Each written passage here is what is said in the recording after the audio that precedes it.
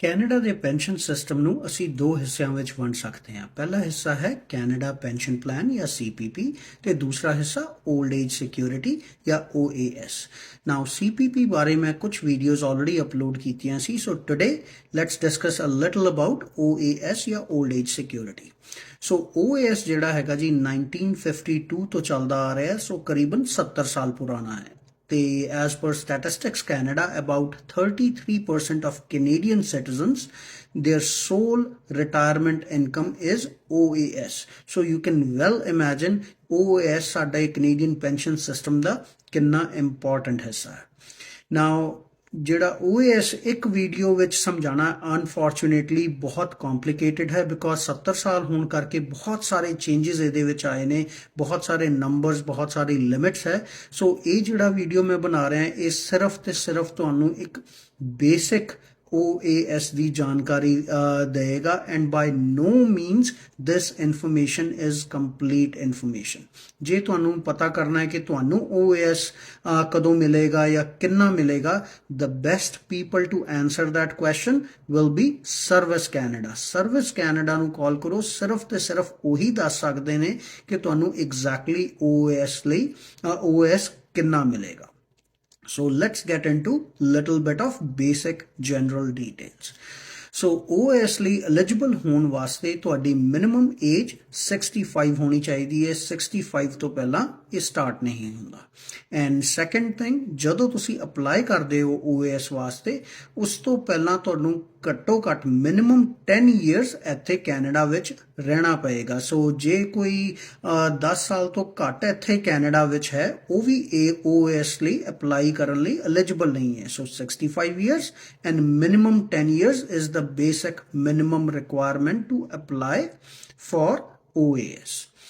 Now OAS ਨੂੰ ਅੱਜ ਦੇ ਸਿਸਟਮ ਵਿੱਚ ਅਸੀਂ 4 ਹਿੱਸਿਆਂ ਵਿੱਚ ਵੰਡ ਸਕਦੇ ਹਾਂ। ਪਹਿਲਾ ਹਿੱਸਾ ਹੈ ਰੈਗੂਲਰ OAS, ਦੂਸਰਾ ਹਿੱਸਾ GIS ਜਾਂ ਗੈਰੰਟੀਡ ਇਨਕਮ ਸਪਲੀਮੈਂਟ, ਤੀਸਰਾ ਹਿੱਸਾ ਅਲਾਊਂਸ ਤੇ ਚੌਥਾ ਹਿੱਸਾ allowance for survivors. Now again for the sake of simplicity ਮੈਂ ਇਸ ਵੀਡੀਓ ਵਿੱਚ ਤੁਹਾਨੂੰ ਸਿਰਫ ਬੇਸਿਕ OAS ਦੀ ਹੀ ਜਾਣਕਾਰੀ ਦਵਾਂਗਾ। So getting to other details, so OAS ਲਈ eligible again ਹੋਣ ਵਾਸਤੇ ਇਹਦੇ ਲਈ ਕੋਈ ਇਨਕਮ ਰਿਕੁਆਇਰਮੈਂਟ ਨਹੀਂ ਹੈ। ਭਾਵੇਂ ਤੁਸੀਂ ਕੈਨੇਡਾ 'ਚ ਰਹਿ ਕੇ ਕਦੀ ਕੰਮ ਕੀਤਾ ਹੈ ਜਾਂ ਨਹੀਂ ਕੀਤਾ ਹੈ, ਕਦੀ ਕੋਈ employment ਸੈਲਫ employment ਹੈ ਜਾਂ ਸੀਗੀ, ਇਹਦਾ OAS ਦੀ ਐਲੀਜੀਬਿਲਿਟੀ ਤੇ ਕੋਈ ਫਰਕ ਨਹੀਂ ਹੈ। You can be eligible for that। ਨਾਓ ਇਹਦਾ ਤੁਹਾਡੀ ਸਿਟੀਜ਼ਨਸ਼ਿਪ ਤੇ ਵੀ ਕੋਈ ਫਰਕ ਨਹੀਂ ਪੈਂਦਾ, ਭਾਵੇਂ ਤੁਸੀਂ PR ਹੋ ਜਾਂ ਸਿਟੀਜ਼ਨ ਹੋ ਕੈਨੇਡਾ ਦੇ, both of them can be eligible for OAS। ਨਾਓ ਤੀਸਰੀ ਚੀਜ਼, ਜੇ ਰਿਟਾਇਰਮੈਂਟ ਡਿਕਲੇਅਰ ਕਰਨ ਤੋਂ ਬਾਅਦ ਵੀ ਤੁਸੀਂ OAS ਲਈ ਐਲੀਜੀਬਲ ਹੋ ਸਕਦੇ ਹੋ, ਉਹਦਾ OAS ਤੇ ਕੋਈ ਫਰਕ ਨਹੀਂ ਪੈਂਦਾ ਜੇ ਤੁਸੀਂ ਰਿਟਾਇਰਮੈਂਟ ਡਿਕਲੇਅਰ ਕਰਨ ਤੋਂ ਬਾਅਦ ਕੰਮ ਕਰਦੇ ਰਹਿੰਦੇ ਹੋ। ਨਾਓ ਇਹ ਜ਼ਰੂਰ ਹੋ ਸਕਦਾ ਹੈ ਕਿ ਤੁਹਾਡੀ income the amount of OAS ਤੇ ਫਰਕ ਪਏ। ਨਾਓ ਵੈਰੀ ਸੁਪਰਫਿਸ਼ਲੀ ਵਿਦਆਊਟ ਗੋਇੰਗ ਇਨਟੂ ਐਨੀ ਡਿਟੇਲਸ, ਜੇ 2022 ਵਿੱਚ ਤੁਹਾਡੀ ਇਨਕਮ $81,700 ਤੋਂ ਜ਼ਿਆਦਾ ਹੈ, $81,700 ਤੋਂ ਜ਼ਿਆਦਾ ਇਨਕਮ ਰਹੀ ਹੈ, ਤੇ ਤੁਹਾਡਾ OAS ਅਮਾਊਂਟ ਜੋ ਵੀ ਤੁਸੀਂ ਐਲੀਜੀਬਲ ਹੋ ਉਹ ਹੌਲੀ ਹੌਲੀ ਘਟਣਾ ਸ਼ੁਰੂ ਹੋ ਜਾਂਦਾ ਹੈ। ਲੇਕਿਨ ਜੇ ਤੁਹਾਡੀ ਇਨਕਮ $81,700 ਤੋਂ ਘੱਟ ਹੈਗੀ ਹੈ 2022 ਵਿੱਚ, then you can be eligible for full OAS। now full OAS ਹੈ ਕਿੰਨਾ? ਸੋ ਜੇ ਤੁਹਾਡੀ ਏਜ 65 to 74 ਵਿੱਚ ਹੈ, so again between age 65 to 74, October to December 2020 ਵਿੱਚ ਮੈਕਸਿਮਮ OAS ਸੀਗਾ $685.50, $685.50। Now for anybody age 75 or 75 plus, ਉਹਨਾਂ ਲਈ maximum OAS amount ਸੀਗਾ $754.05। So again $685.50 and $754.05। 5 cents if you are 75 or 75 plus. Now quickly मैं ਦੱਸਦਾ ਇਹਦੇ ਨਾਲ ਜਿਹੜਾ ਮੈਂ ਦੂਸਰਾ benefit ਦੱਸਿਆ ਦੂਸਰਾ ਹਿੱਸਾ ਦੱਸਿਆ OAS ਦਾ GIS guaranteed income supplement। ਜੇ ਤੁਹਾਡੀ ਇਨਕਮ ਬਹੁਤ ਬੇਸਿਕ ਇਨਕਮ ਹੈ ਹੋਰ OAS ਤੋਂ ਇਲਾਵਾ ਹੋਰ ਕੋਈ ਇਨਕਮ ਨਹੀਂ ਹੈਗੀ then you can also be eligible for GIS ਤੇ GIS ਦਾ amount ਹੈ about $1,023 for a single OAS recipient। ਜੇ ਤੁਸੀਂ ਮੈਰਿਡ ਹੋ ਜਾਂ ਤੁਹਾਡੇ ਸਪਾਊਸ ਨੂੰ OAS ਆ ਰਹੀ ਹੈ ਜਾਂ ਤੁਹਾਨੂੰ ਤੁਸੀਂ ਵਿਡੋਅਰ ਹੋ ਸੋ OAS ਅਮਾਉਂਟ ਉਹਦੇ ਡਿਟੇਲਸ ਦੇ ਅਕੋਰਡਿੰਗ ਚੇਂਜ ਹੁੰਦੇ ਰਹਿੰਦੇ ਆ so that is why I said ਤੁਹਾਨੂੰ ਕਿੰਨਾ ਮਿਲਣਾ please call service Canada they are the best people to let you know. So ਇਹ ਜਿਹੜੀ ਮੈਕਸਿਮਮ ਅਮਾਉਂਟਸ ਮੈਂ ਦੱਸੀਆਂ not everyone is eligible for maximum amount of OAS। ਉਹਦਾ ਕਾਰਨ ਹੈ OAS ਦੇ eligible full eligibility ਵਾਸਤੇ the basic requirement is that you have to live in Canada for 40 years before you apply।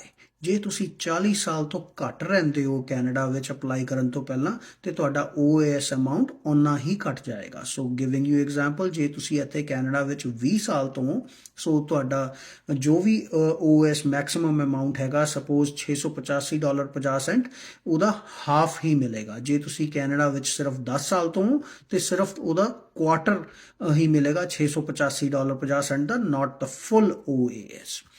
ਸੋ ਇਹਦੇ ਨਾਲ ਨਾਲ ਮੈਂ ਐਕਚੁਅਲੀ ਦੋ ਚੀਜ਼ਾਂ ਤੁਹਾਨੂੰ ਹੋਰ ਦੱਸਣਾ ਚਾਹਾਂਗਾ ਵੈਰੀ ਕੁਇਕਲੀ। ਜੇ ਤੁਸੀਂ ਆਪਣਾ OAS ਸਪੋਜ਼ ਡਿਲੇ ਕਰਨਾ ਚਾਹੁੰਦੇ ਹੋ ਤੁਸੀਂ ਕਹਿੰਦੇ ਹੋ ਕਿ 65 ਦੀ ਏਜ ਵਿੱਚ I am working I have enough savings so let me delay my OAS till age 70 ਤੋਂ ਜ਼ਿਆਦਾ ਤੁਸੀਂ ਡਿਲੇ ਨਹੀਂ ਕਰ ਸਕਦੇ। ਸੋ ਸਪੋਜ਼ ਜੇ 70 ਦੀ ਏਜ ਤੱਕ ਤੁਸੀਂ ਡਿਲੇ ਕਰਦੇ ਹੋ ਆਪਣਾ OAS you can actually get 36% more OAS ਜਿਹੜਾ regular OAS ਤੋਂ 36% higher OAS ਮਿਲ ਸਕਦਾ ਹੈ which is 0.6% for each month you decide to delay your OAS।